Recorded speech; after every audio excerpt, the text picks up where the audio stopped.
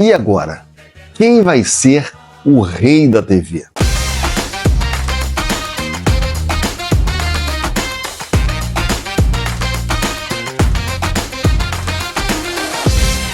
Foram 6 décadas comandando o programa mais longevo da TV. Minhas primeiras lembranças são do Silvio em preto e branco. Sim, eu sou desse tempo. E mais, na TV Globo. Não é lenda? Por 11 anos foi atração na Vênus Platinada. Manteve uma estreita relação com o poderoso Roberto Marinho e chegou inclusive a lhe emprestar dinheiro para manter a TV Globo nos seus primórdios.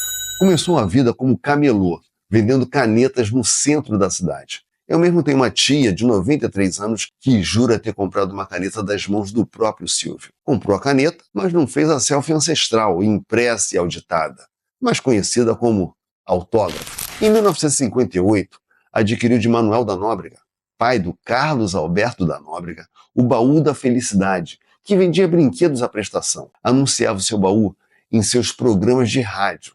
Em pouco tempo, Silvio percebeu na TV o futuro. Mudou-se para São Paulo, onde trabalhou na TV Paulista Canal 5, que em 1969 tornou-se uma emissora nacional, a TV Globo. E em 1972 virou sócio da TV Record. E em 76 conseguiu a concessão para a sua TV S, Canal 11, no Rio de Janeiro. Conversei com meu amigo André Barcinski, um dos roteiristas do Rei da TV, série ficcional do canal Disney Plus, baseado na vida do Silvio. Eu chamei aqui o meu amigo André Barcinski, amigo de muitos anos, e o André, eu conheço ele numa situação inusitada, ninguém pode imaginar. Dei aula de matemática para você, sabia? Não era física, não, era aula de matemática. Matemática, exatamente. Faz 40 anos, é impressionante. É verdade. Quanto tempo você levou pesquisando o Silvio Santos, hein? Demorou mais ou menos 1 ano e meio pesquisando sobre a vida do Silvio e uns 2 anos e pouco escrevendo, viu, Hélio? Foi uma dificuldade muito grande, assim, porque, cara, a gente está falando de um cara que ficou na TV ininterruptamente por 62 anos, cara. Impressionante, impressionante. É uma coisa assim, ele praticamente estreou a televisão do Brasil e ele estava aí até 2 anos atrás fazendo ainda programas ao vivo, né? Quer dizer, é inacreditável, assim, né? Quando a gente fala de um cara que realmente encapsulou toda a história da televisão brasileira, eu acho que só ele, né? Esse início dele no rádio é fantástico, né? Ele faz caravanas, né? A tal da caravana do Peru, que era basicamente uma exibição circense, né? Fazia jogos, é meio que o embrião do programa dele. Televisão, na época, era coisa de rico, né, Hélio? Era uma coisa assim, todo mundo ouvia rádio no Brasil. Quem tinha dinheiro para comprar televisão na virada dos anos 50 para os 60? Pouquíssimas pessoas. E ele queria conversar com o povo, né?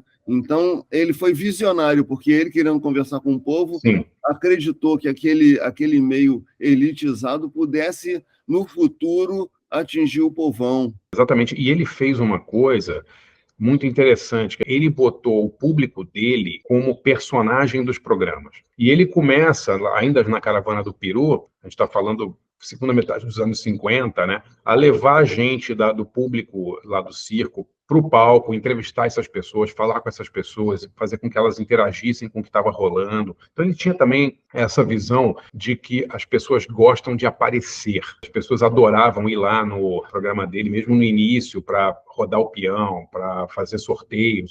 Eu acho que o Silvio também teve um interesse muito grande pela televisão, porque ele percebeu que ali ele poderia mostrar os colegas de trabalho dele, assim, né? E ele percebeu que isso seria um grande trunfo para ele. Eu tenho curiosidade sobre como ele conseguiu a concessão de uma televisão, sendo que, se eu não me engano, ele concorreu com o grupo Abril e o Bloch, né? Bloch, Por que o governo militar, entre o grupo Abril, o grupo Bloch, que eram dois gigantes da comunicação, eles preferem dar a concessão para um camelô?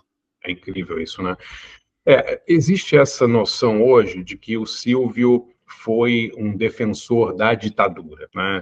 O Silvio Santos era um cara que apoiava a ditadura. E assim, eu acho que é meia verdade, né? Porque ele realmente ganhou a concessão dele no meio dos anos 70, numa época em que o Brasil estava vivendo uma época muito barra pesada de ditadura, mas a verdade é que o Silvio sempre foi a favor de todo o governo, né, Hélio? Ele foi a favor do Lula, ele era amigo do Lula, quando o Lula foi foi presidente, ele apoiou. Ele levou o Fernando Henrique na época do Itamar, quando o Fernando Henrique era ministro, para falar sobre o Plano Real no programa dele. Então, eu acho que ele é muito mais governista do que exatamente um cara que defende X, Y ou Z, né? Ele sempre foi a favor de todos os governos. A semana do presidente, para puxar o saco dos governos, mas a semana do presidente também rolou em governos não militares, né? Isso que era engraçado. Quer dizer, outros tipos de, digamos, puxação de saco com governos aconteceram em governos não militares também, né? Inclusive, ele foi bem explícito nisso, que ele falava assim, eu tenho uma concessão, a concessão veio do governo, então eu apoio o governo. Pronto. Exatamente.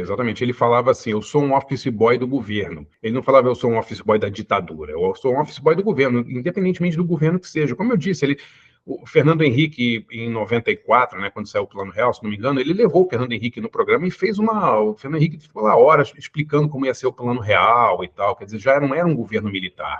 Então, assim, só para a gente esclarecer isso, né, porque a noção de que ele foi só um apoiador da direita no Brasil, e ele também apoiou o Lula era amigo dele, o Lula ajudou ele muito no caso do Banco Pan-Americano, né, ele foi meio salvo pelo Lula, né. Eu tendo a achar que o governo militar pensou que era melhor ter entre aspas, camelô, dono de uma emissora, que eles pudessem meio que controlar, do que ter um jornalista, né? Ter um Adolfo Bloch, ter alguém da Abril, assim. E ele faz o jogo ali que ele precisava fazer, né? Cria-se Semana do Presidente, faz um monte de coisas ufanistas e tal, e ele faz uma televisão que não é de maneira alguma uma televisão crítica ao regime, que nunca foi, né? A nenhum regime, para falar a verdade, né? Silvio não gostava de jornalismo, né? Teve que ser convencido a contratar Boris Casoy, a dar uma melhorada no jornalismo do SBT ali nos anos 80 e tal. O negócio dele era um entretenimento mesmo no domingo, né? Eu acho que a ideia dele era fazer uma TV meio apolítica, assim, sabe? A gente vê que ele conseguiu preservar a vida privada dele. O Sênor Abravanel é uma figura menos conhecida. Ele, inclusive, morava fora do Brasil para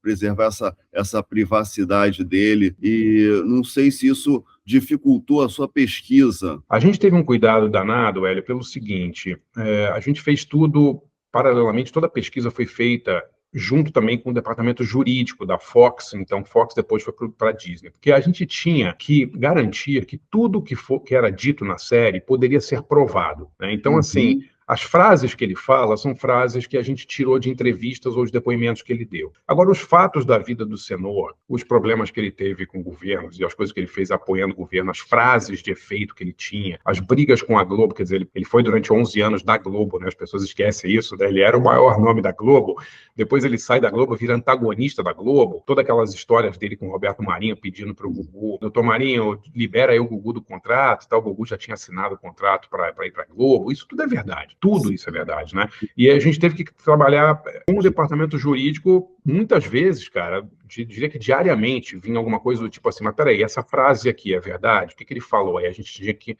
achar onde ele falou a frase e mandar para eles, entendeu? O negócio, Eric, que eu acho que o Sênor Abravanel, ele meio que some ali no início dos anos 60, né? Ele meio que desaparece, porque o Silvio, espertamente, começa a criar uma mitologia em torno dele mesmo, né? O primeiro biógrafo do Silvio, Arlindo, trabalhava com o Silvio, né? Ele era um cara ligado ao Silvio. Então, nos anos 60, o Silvio faz uma história em quadrinhos, que é a incrível história de Silvio Santos, se eu não me engano. E, cara, é tudo inventado, né? Um monte de coisa inventada, o passado dele, um monte de coisa que ele criou.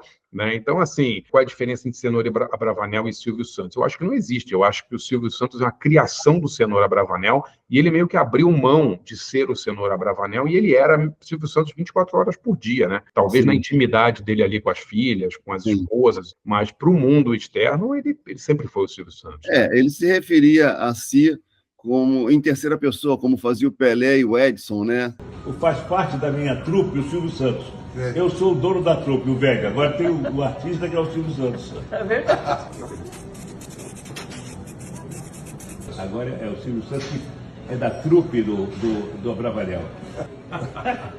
Exato. Digamos que o Silvio Santos fosse o PJ dele, né, a pessoa jurídica, e o Sênor era a pessoa física. Ele não tinha uma diferenciação, né, era tudo pessoa jurídica ali, né? Ele ia cortar o cabelo no Jassa, o barbeiro dele, ele era o Silvio Santos, né? Por acaso a Iris Abravanel, ela tinha algum tipo de ciúme das colegas de trabalho? Eu acho que a Iris não, mas a primeira esposa dele tinha muita, né, a Cidinha. muita. A gente até conta na série porque o Silvio, nessa época em que ele era casado com a Cidinha, ele escondia esse casamento, né? Então ele dizia que ele era solteiro, porque o Roberto Carlos tinha dito para ele que ele tinha que se mostrar meio disponível, assim, porque as mulheres iam ficar desinteressadas se ele fosse casado. Então ele escondeu durante muito tempo a Cidinha. Tanto que, em 80 e poucos, quando ele volta ali daquela cirurgia, que ele acha que está com câncer, se você procurar no YouTube tem essa cena, ele faz um meia-culpa, tem uma hora que está no programa, ele começa a fazer um desabafo, queria me desculpar pela maneira como eu tratei minha mulher, como eu escondi ela, a Cidinha, que eu fiz muita coisa errada. Então eu acho que a Cidinha teve muito mais isso do que a Iris. Quando a Iris casa com o Silvio já é o Silvio Santos, né? E ela também trabalhou fazia novelas, ela tinha uma ingerência ali maior na vida dele, na vida profissional dele. Então eu acho que não. Eles começam a se relacionar quando ele ainda é casado com a Cidinha, né? Uma última curiosidade que eu tenho é a voz mais imitada da história da comunicação no Brasil, né? Sem dúvida, sem dúvida. Acho que até a prova para humorista no Brasil, você tinha que saber imitar o Chacrinha e o Silvio Santos. Ele tinha dificuldade de falar no telefone, porque as pessoas provavelmente não acreditavam quando aqui é o Silvio. Ah, é mesmo? Como é que era isso? Todo mundo que a gente entrevistou, que recebeu telefonemas do Silvio, diz a mesma coisa. De Serginho Groisman, a pessoas que trabalharam no Casa dos Artistas, todo mundo falava. O Silvio, inclusive, às vezes pedia para a secretária ligar antes, avisar, olha, o Silvio vai falar com você, porque todo mundo... ele não era o Roberto Marinho, né, que tinha 500 assessores, e botava a mão na massa mesmo, assim. Né? Então, por exemplo, ele vai fazer a Casa dos Artistas. A Casa dos Artistas eu fiquei revoltado, assim, muito deprimido, porque a gente não conseguiu fazer a Casa dos Artistas na série. Porque a Casa dos Artistas daria uma série só da Casa dos Artistas, né? A maneira como ele fez, escondido de todo mundo. Ele escondeu o negócio da própria SBT. Ninguém dentro do SBT sabia. Né? Ele aluga uma casa ao lado da casa dele, contrata uma equipe de jovens ali, saídos da MTV e tal. É tudo em segredo, umas vans com cortina, pegam as pessoas num shopping, levam lá para essa casa, tudo assim, ninguém sabe de nada. E, cara, de vez em quando, ele sai da casa dele, que era parede com parede com o Casa dos Artistas, e vai lá conversar com a equipe. Às vezes de madrugada, cara, sabe? Chega lá de hobby, assim, cara, as histórias são inacreditáveis. Imagina você estar trabalhando de madrugada lá, com o Silvio Santos. De hobby. Acho que por ele ser o dono, ele era o patrão e o empregado, né? Ele tinha essa relação muito próxima ali com os funcionários dele. Então tem um monte dessas histórias. Muito obrigado mesmo. Imagina, imagina, eu que agradeço pela oportunidade. É um maior prazer falar com o meu professor aí que me livrou da reprovação. Valeu. O programa Silvio Santos era exibido simultaneamente na TVS, na Rede Tupi e na TV Record. Pode imaginar um programa apresentado por 3 emissoras diferentes ao mesmo tempo? Pois é, o Silvio Santos era assim. Silvio teve uma vida rica em capítulos dramáticos, como o sequestro da sua filha, Patrícia Bravanel. Ao falar do episódio, não abria mão do bom humor. Com esta filha que me dá um trabalho fora do comum. Eu devia pedir aos sequestradores que ficassem mais tempo com ela. Fez de tudo um pouco. Foi até candidato a presidente em 1989, na primeira eleição direta depois da ditadura militar. Entrou tardiamente na corrida eleitoral, a ponto de seu nome não aparecer na cédula, mas a candidatura foi impugnada uma semana antes da eleição. Até a divulgação de seus programas tinha um viés de informalidade, o que agradava muito ao público. Diversas vezes, o SBT lançava seus programas depois da novela da Globo, com o slogan "Líder absoluto do segundo lugar". Também não tinha problema em declarar a qualidade dos profissionais da emissora rival, quando os convidava para receber o troféu imprensa. O Cacete Planeta Urgente foi eleito o melhor programa humorístico em 1994, 2001, 2004 e 2005, e o melhor programa geral no ano 2000.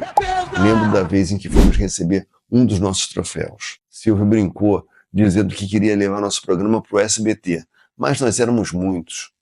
Ia ficar muito caro. Impossível falar de todos os aspectos da vida desse comunicador gigante em alguns minutos de coluna. Afinal, trata-se de um artista único, que ficará para sempre na memória do povo brasileiro. Obrigado, Silvio. Oba, vai começar o programa! Oi! Quem quer dinheiro? Então, Silvio, dinheiro não tem mais aqui não, mas aviãozinho toda hora passa lá. Finalmente, Silvio! Demorou pra Foi Deus que falou, vem pra cá, eu vim! Ai! Compre já a sua Telecel! É ou não é, Lombardi? Para ganhar, ele terá que canonizar a Hebe Camargo, Silvio! Então roda! Tchau!